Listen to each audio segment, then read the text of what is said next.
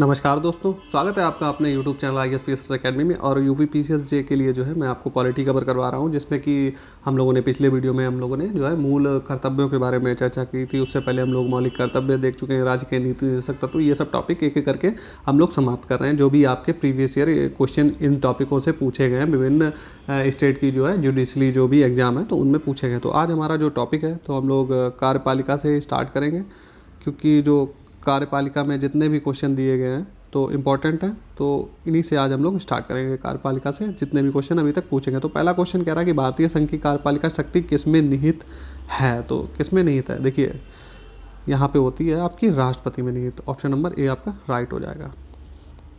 चलिए question number 2 की बात करें तो संघ की कार्यपालिका शक्ति किसमें है, राष्ट्रपति में। सेम क्वेश्चन आपका। और क्वेश्चन नंबर 3 कह रहा है कि संविधान ने संघ की कार्यपालिका शक्ति भारत के राष्ट्रपति में निहित की है। इसका कारण क्या है कि भारत का राष्ट्रपति संवैधानिक जो है राज्य का अध्यक्ष होता है। तो बिल्कुल सही बात है, राज्य का अध्यक्ष होता है, तो इसीलिए उसमें जो है शक्तियाँ निहित है। तो आपका ऑप्शन नंबर ए राइट हो जाएगा, जिसमें लिखा है कि ए और आर जो है दोनों ही सही हैं, और आर जो है वो एक ही सही व्याख्या यानी कि स्पष्टीकरण कर रहा है। चलिए क्वेश्चन नंबर अगर हम 4 की बात करें तो संविधान के अंतर्गत भारत में राष्ट्र का अध्यक्ष कौन होता है, ये होता है आपका राष्ट्रपति।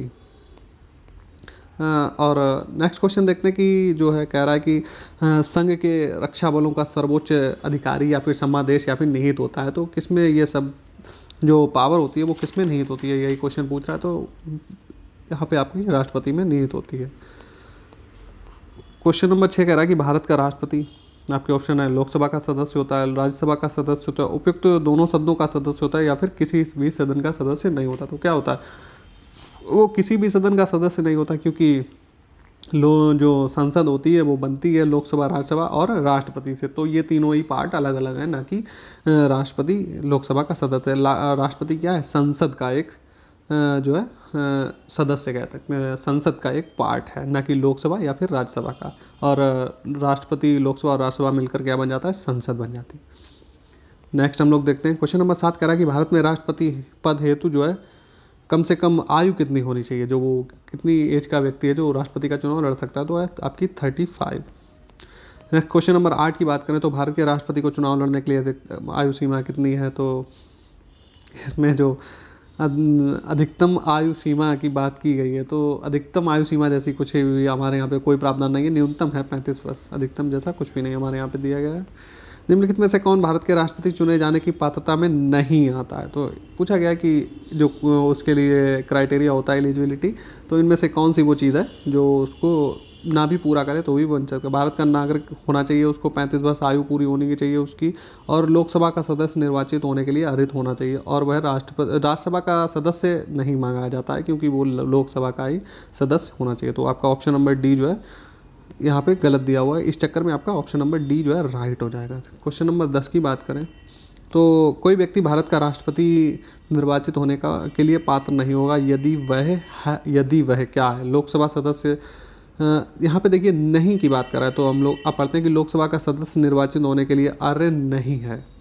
ठीक है, अगली बात करें कि किसी राज्य का राज्यपाल है, ये भी आपका ऑप्शन दिया हुआ है।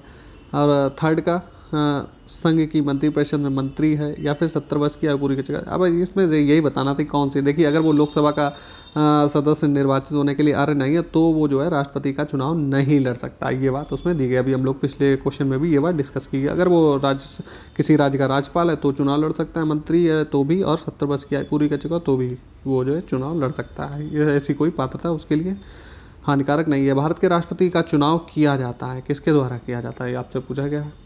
तो वो देखिए एक निर्वाचक मंडल होता है, जिसमें जो है संसद के निर्वाचित सदस्य और राज्य विधानसभाओं के निर्वाचित सदस्य उसमें सम्मिलित होते हैं। देखिए यहाँ पे एक बात आप नोट कर लीजिएगा कि संसद में क्या होती है आपकी लोकसभा और राज्यसभा, उसमें क्या होना चाहिए, संसद के निर्वाचित सदस्य, ना कि मनोनीत सदस्य। कुछ मनोनीत सदस्य होते हैं जो राष्ट्रपति के द्वारा मनोनीत किए जाते हैं, वो उसमें वोटिंग नहीं करेंगे। और राज्य की विधानसभाओं में भी मनोनीत होते हैं तो वो भी वोटिंग नहीं करेंगे। और राज्य में अगर एक होती है विधानसभा, एक होती है आपकी विधान परिषद। जो विधान परिषद होती है उसके ना तो निर्वाचित और कोई मनोनीत उसमें वोटिंग नहीं करेगा। जो विधानसभा के जो निर्वाचित सदस्य होंगे वही सिर्फ उसमें वोटिंग करेंगे। तो ये क्वेश्चन थोड़ा सा यहाँ पे थोड़ा सा क्रिटिकल है, थोड़ा सा एनालाइज करने की ज़रूरत है। कोई भी इसमें कोई दिक्कत नहीं है, वैसे पूछे जाने की ये संभावना ज़्यादा है थोड़ी सी, तो इसको आप देख लीजिएगा। नेक्स्ट देखते हैं क्वेश्चन नंबर 12 कह रहा है कि which of the following is not included in electoral college of electing president. वही है, अभी हम लोग ऊपर देख चुका है, जो मैंने आपको समझाया बस वही बात है कि electing member of the legislative council, जो आपकी राज्यों में जो एक होती है विधानसभा, एक होती है विधान परिषद, तो विधान परिषद को बोला जाता है लेजिस्लेटिव काउंसिल, तो वो इसमें वोट नहीं करती है। बेसिकली यही क्वेश्चन में पूछा गया था। क्वेश्चन नंबर 13 की बात करें तो भारत के राष्ट्रपति का निर्वाचन जो है एक निर्वाचक गण के द्वारा होता है, जिसमें कौन कौन शामिल होते हैं ये आपसे पूछा गया था। चलिए हाँ, तो अब हम लोग देखते हैं कि इसमें कौन कौन से शामिल होते हैं। मैं अभी चर्चा कर चुका हूँ, आपके संसद के दोनों सदनों एवं राज्य की विधान परिषदाओं के समझ से निर्वाचित सदस्य इसमें शामिल होते हैं। यहाँ पे विधान परिषद दिया हुआ है, इसलिए आपका ये स्टेटमेंट गलत हो जाएगा। निर्वाचित सदस्य सभी राज्यों की विधानसभा, सभी सदस्यों की बात की गई तो यहाँ पे ये भी गलत हो जाएगा। निर्वाचित और सभी नहीं हो सकते, सिर्फ निर्वाचित मनोनीत नहीं हो सकते। संसद के दोनों सदनों के सभी सदस्य नहीं, क्योंकि सिर्फ निर्वाचित सभी की बात करेंगे तो यहाँ पर मनोनीत वाले भी ऐड हो जाएंगे। चलिए क्वेश्चन नंबर अगर हम 14 की बात करें तो भारत के राष्ट्रपति का निर्वाचन किया जाता है, आपके ऑप्शन दे रखे हैं, तो सभी संसद सदस्यों के द्वारा, आपका गलत हो जाएगा। लोकसभा राज्यसभा के निर्वाचित सदस्यों के द्वारा, ये आपका कहीं ना कहीं सही है। चलिए अब हम लोग नेक्स्ट देखते हैं। दिल्ली राष्ट्रीय राजधानी क्षेत्र और पांडिचेरी जो संघ राज्य क्षेत्र की विधानसभाओं सहित सभी राज्यों की विधानसभाओं के निर्वाचित सदस्य, ये भी सही है आपका। और राज्य विधानसभाओं के सभी सदस्यों के द्वारा, ये नहीं, सभी नहीं, मनोनीत नहीं, इसमें नहीं ऐड होंगे, तो आपके 2 और 3 सही हैं। तो अब हम लोग यहाँ पे ऑप्शन देखेंगे तो आपका ऑप्शन नंबर बी राइट हो जाएगा। चलिए नेक्स्ट क्वेश्चन पे आते हैं।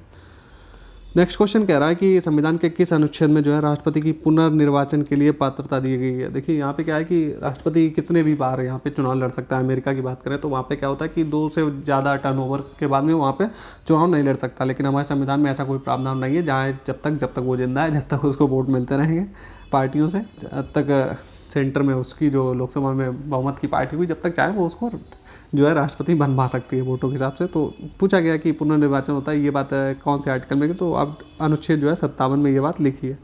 क्वेश्चन नंबर 16 की बात करें, निम्नलिखित में से कौन जो है भारत के राष्ट्रपति के चुनाव में मतदान का अधिकार नहीं रखता है। तो इसमें जो राज्यसभा में राष्ट्रपति के द्वारा नामित व्यक्ति नहीं है, हम पहले ही चर्चा कर चुके हैं कि सिर्फ निर्वाचित व्यक्ति लेते हैं इसमें भाग, नामित व्यक्ति नहीं लेते। राष्ट्रपति के निर्वाचन के पूर्व उत्तर प्रदेश की विधानसभा भंग कर दी जाती है। इसके परिणाम स्वरूप राष्ट्रपति पद के लिए निर्वाचन की बात करें तो क्या होगा अगर मान लीजिए कि विधानसभा भंग कर दी गई स्टेट की, एक स्टेट, अभी तो यहाँ पे यूपी का एग्जांपल है, अगर मान लीजिए किसी और भी स्टेट की भंग कर दी जाए तो इसमें क्या होता है।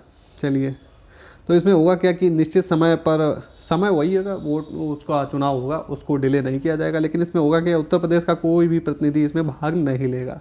बस इतना सा होगा। मान लीजिए कहीं की भंग कर दी जाती है तो उस स्टेट का जो भी विधायक होंगे तो वो उसमें पार्टिसिपेट नहीं करेंगे उसके चुनाव में। ऐसा नहीं है कि उसका चुनाव टल जाएगा, ऐसी कोई बात नहीं होती। चलिए नेक्स्ट क्वेश्चन नंबर 18 की बात करें तो सही स्थिति को इंगित करना है आपको। इनमें से वही है बेसिकली कौन सा क्वेश्चन सही है। तो बात करें कि राष्ट्रपति तब तक पद धारण करता है जब तक उसका उत्तराधिकारी अपना पद ग्रहण नहीं कर लेता है, तो वो तब तक अपनी सीट पर बैठा रहेगा जब तक दूसरा कोई कैंडिडेट चुन के नहीं आ जाता है। ऐसा नहीं होगा कि कोई सीट उसकी खाली हो जाए, सीट खाली नहीं होती। नेक्स्ट हम लोग 19 नंबर क्वेश्चन देखते हैं कि भारत के राष्ट्रपति के संबंध में कौन सा कथन सही है। यहाँ पे आपको सही स्टेटमेंट चुनना था, तो इसमें जो आपका सही है, चलिए उस पर ही सीधे डायरेक्ट आ जाते हैं कि वह उपराष्ट्रपति को संबोधित हस्तलिखित लेख के द्वारा इस्तीफा दे सकता है। राष्ट्रपति जो होता है किसको इस्तीफा देगा, उपराष्ट्रपति को, और उपराष्ट्रपति किसको देगा, वो देगा राष्ट्रपति को। या अपने कार्यकाल की समाप्ति के बाद भी अपना कार्यकाल जारी रख सकते हैं जब तक कि उनका उत्तराधिकारी पद ग्रहण करने के लिए उपस्थित हो। तो जब तक वो आ नहीं जाएगा तब तक ये अपनी कुर्सी नहीं छोड़ेंगे।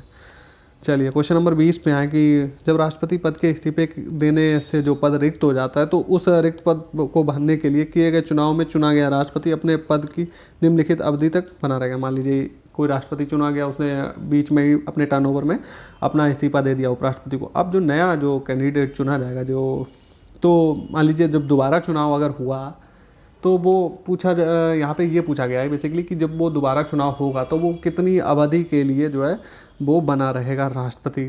तो यही बात इसमें की गई है। तो वो देखिए जब दोबारा चुना जाएगा तो चुनाव दोबारा हो गया तो उसका टर्नओवर भी पूरा 5 वर्ष उसको मिलेगा। देखिए वहाँ पे जैसे कि ये क्वेश्चन क्यों पूछा गया है, वहाँ पे अमेरिका में ये चीज़ नहीं है। अगर कोई इस्तीफा देने के बाद में जब वहाँ पर क्या होता है, बेसिकली जो उपराष्ट्रपति होता है वही राष्ट्रपति बन जाता है, और जो उसका बाद का टर्नओवर बना होता है तो उसके टर्नओवर तक जो है उपराष्ट्रपति राष्ट्रपति के रूप में कार्य करता है। वहाँ पर ऐसा चुनाव दोबारा नहीं करवाया जाता है। चलिए क्वेश्चन नंबर 21 की बात करें। भारत के राष्ट्रपति एवं उपराष्ट्रपति के निर्वाचन से संबंधित विवादों का विनिश्चय किया जाएगा। तो अगर कोई विवाद उठता है तो कौन देखेगा, वो आपका सुप्रीम कोर्ट देखेगा, ना कि हाई कोर्ट देखेगा। चलिए क्वेश्चन नंबर अगर 22 की बात करें। राष्ट्रपति को निम्नलिखित आधार पर महाभियोग की प्रक्रिया के द्वारा उसे हटाया जा सकता है। तो महाभियोग की प्रक्रिया जो उस पर लगाई जाती है उसमें क्या होना चाहिए, संविधान के अतिक्रमण यानी कि संविधान का उल्लंघन का अगर उस पर आरोप लगता है तब उस पर महाभियोग की प्रक्रिया चलाई जा सकती है और उसको हटाया जा सकता है। कैसी प्रक्रिया होती है ये तो अगर क्वेश्चन पूछा गया चलो उसमें हम डिस्कस करेंगे, नहीं तो ये आपका कॉन्सेप्ट का क्वेश्चन है। यहाँ पे हम लोग सिर्फ और सिर्फ क्वेश्चन पढ़ रहे हैं। संविधान के अनुच्छेद जो 56(1) का क्लॉज है बी के अंतर्गत राष्ट्रपति को उनके पद से महाभियोग की प्रक्रिया से निम्न आधार पर हटाया जा सकता है। वही है जो अभी हम लोग बेसिकली पीछे डिस्कस कर चुके हैं। संविधान के उल्लंघन के आधार पर अगर पता लग जाए कि संविधान का उल्लंघन कर रहा है राष्ट्रपति जी तो उन पर जो है महाभियोग की प्रक्रिया चलेगी। भारत का राष्ट्रपति अपना त्यागपत्र किसे देता है, अभी हम लोग चर्चा कर चुके हैं उस राष्ट्रपति को। नेक्स्ट देखते हैं कि which of the following is not one of the qualifications for election of a person as a prime minister of India. वही है, कौन सी क्वालिफिकेशन इनमें से नहीं मांगी गई है। तो he is qualified for selection of member of the house of people. तो लोकसभा के जो है सदस्य चुने जाने के लिए अर्हता होना चाहिए, बिल्कुल सही इसमें दिया गया। ही हैज़ कम्प्लीटेड एज 45, नहीं यहाँ पे कितनी होनी चाहिए 35 भी हम लोग डिस्कस चुके, तो यहाँ पे जो है यही आपका रॉन्ग हो जाएगा। तो इस चक्कर में आपका ऑप्शन नंबर क्वेश्चन के हिसाब से ऑप्शन नंबर बी राइट हो जाएगा। He is a citizen of India, बिल्कुल दिया हुआ ये उसके पास होनी चाहिए। नेक्स्ट 26 देखते हैं कि राष्ट्रपति के विरुद्ध जो है महाभियोग चलाने की प्रक्रिया प्रारंभ की जा सकती है। तो संसद के किसी भी सदन के द्वारा, चाहे वो लोकसभा हो चाहे राज्यसभा, दोनों में से किसी भी सदन से स्टार्ट की जा सकती है। इसको आप याद रखिएगा। ऐसा नहीं है कि सिर्फ लोकसभा वाले ही इसको स्टार्ट कर सकते हैं, राज्यसभा वाले भी इसको स्टार्ट कर सकते हैं। राष्ट्रपति को संसद के द्वारा महाभियोग के एक संकल्प के द्वारा पद से हटाया जा सकता है यदि यह पारित किया गया हो। बात आती है यदि यह पारित किया गया हो, कैसे, सदन के कुल सदस्यों की संख्या के 2/3 बहुमत से अगर पारित हो गया तो उसको हटाया जा सकता है। किसको, राष्ट्रपति जी को। क्वेश्चन नंबर 28 की बात करें। देखिए ये अब रिलेवेंट नहीं रह गया क्योंकि 1998-2000 में पूछा गया था, तब पूछा गया था कि जो है उसकी सैलरी कितनी होनी चाहिए, तो कितनी सैलरी बढ़ा दी गई थी, ये बात उसमें पूछी गई थी। चलिए हम लोग कौन सा क्वेश्चन देख रहे थे, 28 देख रहे थे, उसके बाद कहाँ गया 28। हाँ वही, इसमें ये रिलेवेंट रहेगा, इसको आप स्किप कर सकते हैं। हाँ वर्तमान में सैलरी बदल चुकी है। टाइम पे देखिए कुछ क्वेश्चन ऐसे हैं जो मैं आपको छुड़वा दूंगा क्योंकि अब वो चेंजेस हो चुके हैं तो अब वो रिलेवेंट नहीं रहेगा।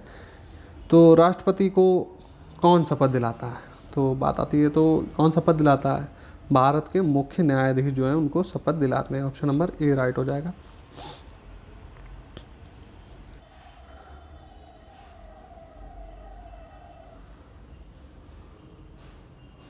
क्वेश्चन नंबर 29 कह रहा है कि राष्ट्रपति को कौन शपथ दिलाता है, तो ये दिलाते हैं आपके भारत के मुख्य न्यायाधीश उसको शपथ दिलाते हैं। क्वेश्चन नंबर 31 पे आते हैं। तो राष्ट्रपति पद रिक्त होने पर पद को भरने हेतु निर्वाचन प्रक्रिया जो होती है अधिकतम कितने समय सीमा में पूर्ण होनी चाहिए, तो आपकी ये जो है 6 महीने के अंदर पूर्ण हो जानी चाहिए। 6 महीने से ज़्यादा की जो है रिक्ति नहीं होनी चाहिए। और क्वेश्चन नंबर आपका 31 कह रहा है कि जो राष्ट्रपति का पद ग्रहण करने पर राष्ट्रपति जो थे वो उस समय के डॉक्टर APJ अब्दुल कलाम ने सर्वप्रथम अध्यादेश बिना हस्ताक्षर के लौटा दिया था। तो ये कब लौटाया था, ये उच्चतम न्यायालय के द्वारा सुझाव गए जो चुनाव सुधार थे उससे संबंधित जो सुधार थे तो उसमें इन्होंने लौटा दिया था। नेक्स्ट क्वेश्चन नंबर 32 देखते हैं कि भारत का राष्ट्रपति नियुक्त कर सकता है, किसको नियुक्त कर सकता है, इसमें पूछा गया था आपसे। तो वो जो है राज्यपाल को नियुक्त करता है। मुख्यमंत्री जो है राज्यपाल मुख्यमंत्री को नियुक्त करता है। सभापति राज्यसभा का ये होता है उपराष्ट्रपति, उसको जो है वोटिंग के द्वारा अप्रत्यक्ष निर्वाचन प्रतिनिधित्व प्रणाली के द्वारा इसको चुना जाता है। और लोकसभा का अध्यक्ष जो है जो हमारे सांसद होते हैं उन्हीं में से एक को चुना जाता है। क्वेश्चन नंबर 33 कह रहा है निर्विरोध चुने जाने वाले राष्ट्रपति कौन थे, पूछ रहा है। तो नीलम संजीव रेड्डी जो आपके थे ये इनको जो है निर्विरोध चुना गया था, हालांकि इससे पहले चुनाव में ये हार गए थे। क्वेश्चन नंबर का 34 की बात करें तो भारत के राष्ट्रपति के विरुद्ध आपराधिक प्रक्रिया के संदर्भ में क्या सही है। तो आपराधिक प्रक्रिया के संदर्भ में क्या है, कोई प्रक्रिया नहीं की जा सकती। इन पर ऐसा नहीं है कोई केसेस चला दिया जाए, इनको इस मामले से छूट प्राप्त होती है। संविधान के किस अनुच्छेद में राष्ट्रपति को अपने पदी कर्तव्यों के निर्वहन में किए गए किसी कार्य के लिए न्यायालय के प्रति जवाबदेही से उन्मुक्ति प्रदान की गई है। तो छूट कौन से अनुच्छेद में इनको दी गई, तो ये आपकी इनको मिली है अनुच्छेद 361 में। नेक्स्ट हम लोग 36 नंबर देखते हैं कि भारत के जो राष्ट्रपति के निर्वाचन से संबंधित या संसक्त जो विषय की सभी शंकाओं थी, वही है कि अगर कोई विवाद हो, कोई शंका हो, ये है कि अगर राष्ट्रपति के निर्वाचन में धांधली हुई तो ये बात जो है केस जो है आपका सर्वोच्च न्यायालय में ही चलेगा। ये बात इसमें की गई। शंका का समाधान कौन करेगा, आपका सर्वोच्च न्यायालय सुप्रीम कोर्ट करेगा। भारत का राष्ट्रपति निम्नलिखित में से कौन सा कार्य नहीं कर सकता है, पूछा गया कि इनमें से कौन सा वो कार्य है जो राष्ट्रपति नहीं कर सकता है। तो जो किसी भी हत्या के अभियुक्त को दंडित नहीं कर सकता है, वो दंड को माफ कर सकता है लेकिन दंडित नहीं कर सकता है। क्वेश्चन नंबर 38 देखते हैं भारत के संविधान के किस अनुच्छेद में राष्ट्रपति को क्षमा दान करने की शक्ति का अधिकार एवं कतिपय मामलों में सजा को समाप्त कर सकता है, निलंबित कर सकता है, कम कर सकता है। तो ये अधिकार जो है कौन से अनुच्छेद में दिए गए हैं, आपसे पूछ रहा था।